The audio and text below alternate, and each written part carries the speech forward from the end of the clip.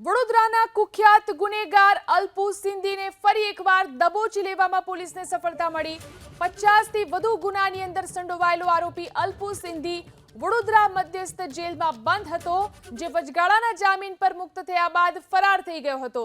પોલીસે લાંબા સમયથી તેની શોધખોળ શરૂ કરી હતી। આ દરમિયાન પોલીસને માહિતી મળતા ક્રાઇમ બ્રાન્ચે તેને દિલ્હી મુંબઈ એક્સપ્રેસ હાઈવે પરથી ઝડપી લીધો હતો।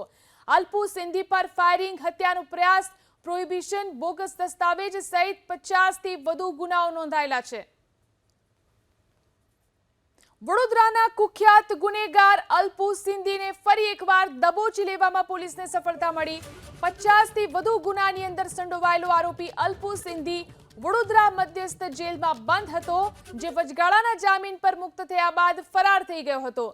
પોલીસે લાંબા સમયથી તેની શોધખોળ શરૂ કરી હતી। આ દરમિયાન પોલીસને માહિતી મળતા ક્રાઇમ બ્રાન્ચે તેને દિલ્હી મુંબઈ એક્સપ્રેસ હાઈવે પરથી ઝડપી લીધો હતો।